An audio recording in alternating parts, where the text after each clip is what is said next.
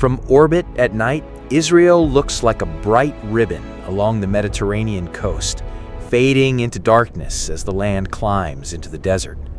But deep in the Negev, well past that coastline, there's a small cluster of lights that doesn't belong to any city or town. Pull up a standard map of the area and you'll notice something odd. A patch of land that stays curiously blank. No street grid, no labeled rooftops, just open desert. And yet in satellite images taken over more than 60 years, the unmistakable outline of a large industrial complex. This is the site the world knows as Dimona. It's been photographed from orbit, mapped by independent analysts, and written about in newspapers on nearly every continent. And still, the government responsible for it has never released an official diagram, an official history, or an official tour. This documentary is not about what Dimona means politically, it's about what it actually took, as a matter of engineering, to build a nuclear research complex in the middle of a desert. The reactor at its center, and the hidden city of pipes, power lines, and cooling systems built to keep that reactor running decade after decade. Most people know this place by one name, Dimona, after the desert town nearby. Formally, today it carries a different one, the Shimon Peres Negev Nuclear Research Center, named for the Israeli statesman who helped found it. This film will use the name most of the world already knows it by. Every country that has ever built a nuclear reactor has faced the same first question: where do you put it? The instinct is to move it away from people. A reactor is, at its simplest, a machine that generates enormous heat from a controlled nuclear reaction, which means safety buffers, restricted airspace, and a perimeter wide enough that any accident or any attack doesn't reach a population center. Israel's cities sit tightly packed along a narrow coastal strip, from Haifa down through Tel Aviv to Ashdod. The Negev, by contrast, is a vast, thinly populated desert, making up more than half the country's land. Remote, but not unreachable. By the 1950s, it had road access, a growing power grid, and a national push to develop and settle the south. So a site was chosen in the Negev, next to a newly founded town that shares its name. Ground was broken in the late 1950s. France became Israel's key partner in getting the reactor built, supplying the core technology as part of a broader strategic relationship between the two countries. Heavy water, essential to the reactor's operation, was purchased from Norway. Over the years that followed, what rose from that ground grew far beyond a single reactor building. Research laboratories, processing facilities, workshops, administrative offices, and staff housing, less a single building than a self-contained technical district. It would also become one of the most closely watched patches of desert on the planet. For more than 60 years, nuclear policy researchers, journalists, and declassified intelligence assessments have concluded that Dimona produced the material behind Israel's undeclared nuclear arsenal, a conclusion Israel, under its long-standing policy of nuclear ambiguity, has never officially confirmed or denied. What that means, politically and strategically, isn't the subject of this film. What this film is about is what it actually took, as a matter of engineering, to build the place. Building anything in the Negev means fighting the desert itself first. Daytime temperatures can swing more than 20 degrees Celsius between morning and afternoon. Sand and dust work their way into machinery and instrumentation. And the ground itself, a mix of loose sediment over harder rock layers, depending on exactly where you dig, has to be surveyed and reinforced before anything permanent goes on top of it. For a nuclear facility, that groundwork matters enormously. A reactor building needs a foundation stable enough that the structure won't shift or crack over decades of operation, and resilient enough to handle constant expansion and contraction from wide temperature swings between a summer afternoon and a winter night. Concrete has to be engineered for that environment, not just poured and hoped for. And a nuclear site is not just one building. Think of it more like a campus organized around a single core. There's the reactor hall itself, typically a reinforced, partly below-grade structure, kept physically and administratively separate from the control building, where operators monitor and manage it.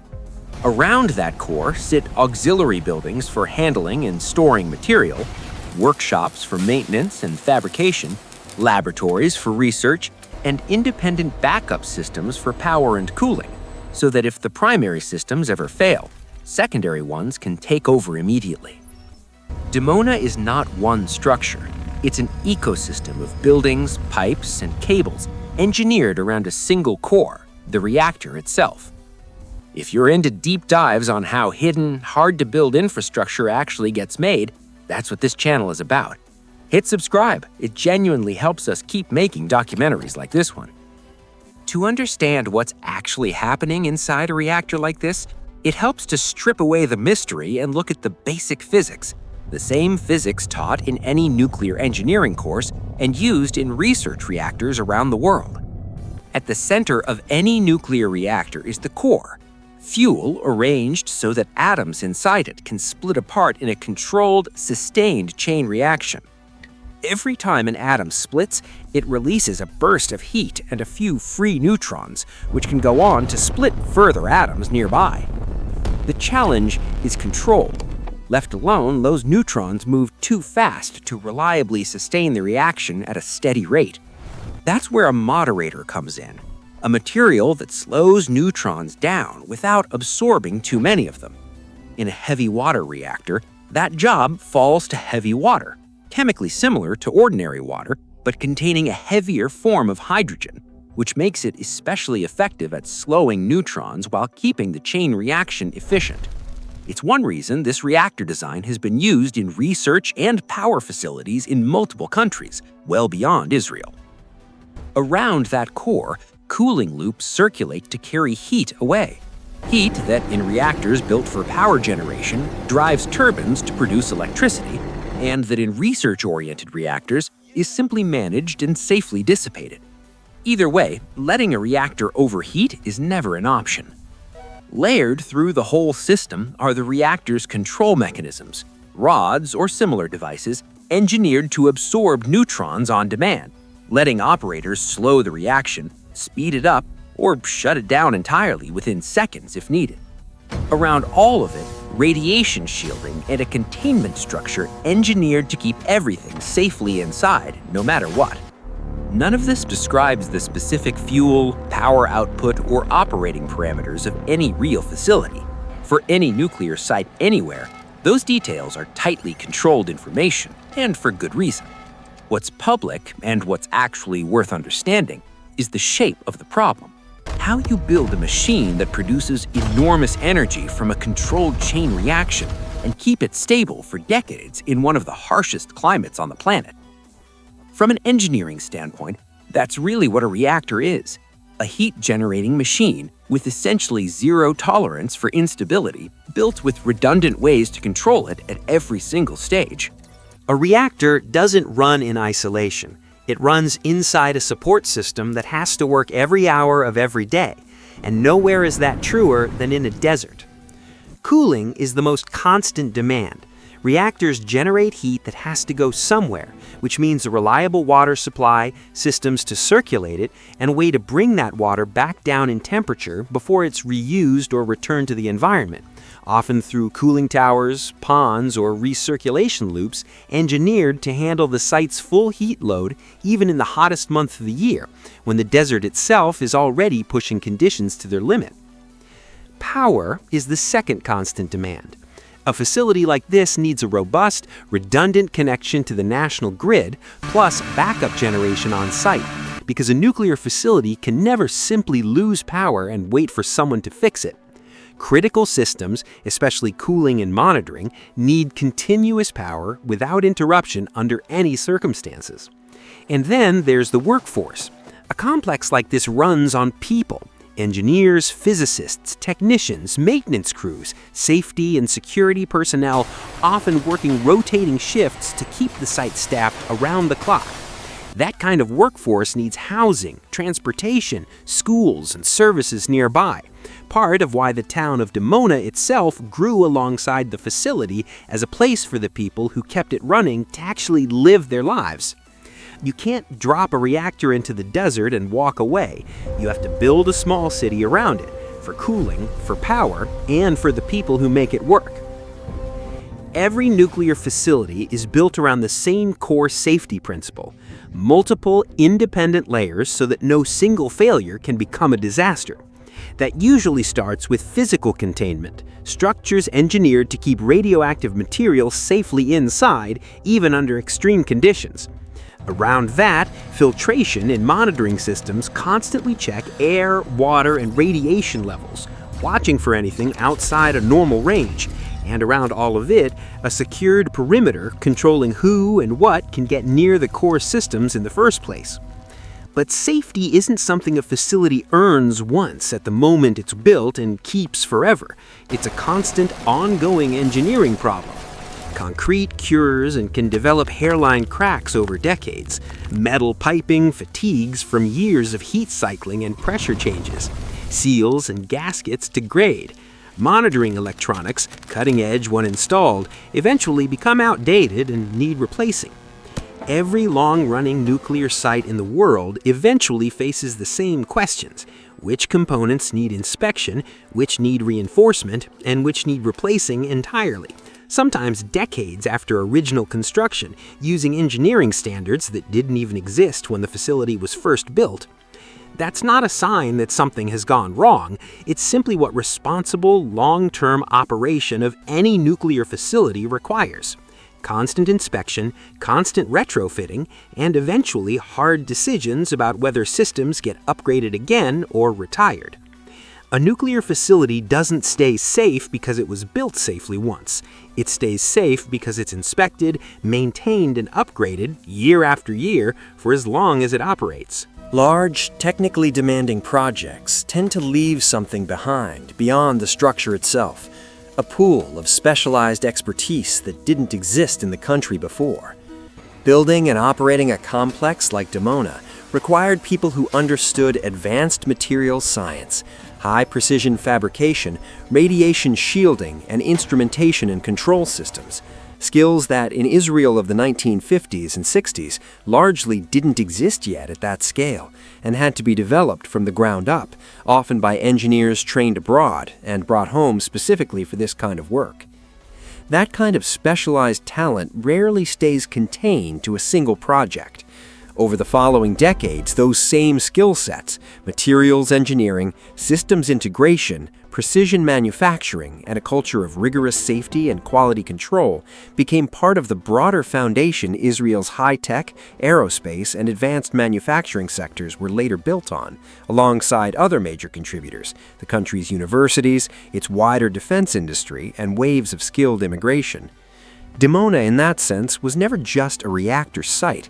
It was one of several training grounds for complex engineering in a young country, the kind of high-stakes environment that produces skills and institutional habits a country ends up using in fields far beyond the one facility that created them.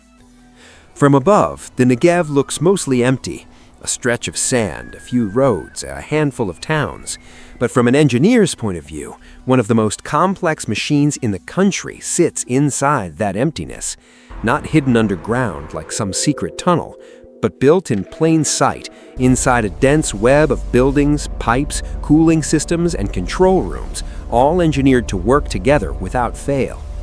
We've walked through the basic shape of that engineering, why a remote desert site made sense in the first place, what it took to build a stable nuclear complex on shifting desert ground, the core physics of a heavy water reactor in conceptual terms, the cooling systems, power infrastructure, and workforce needed to keep it all running, the layered safety systems that have to be maintained for as long as the facility exists, and the ripple effects a project like this can have on a country's broader technical capabilities. Dimona, in that sense, was never just a reactor. It was one of several training grounds for complex engineering in a young country, the kind of high-stakes environment that produces skills and institutional habits a country ends up using in fields far beyond the one facility that created them. From above, the Negev looks mostly empty. A stretch of sand, a few roads, a handful of towns. But from an engineer's point of view, one of the most complex machines in the country sits inside that emptiness. Not hidden underground like some secret tunnel, but built in plain sight, inside a dense web of buildings, pipes, cooling systems, and control rooms, all engineered to work together without fail.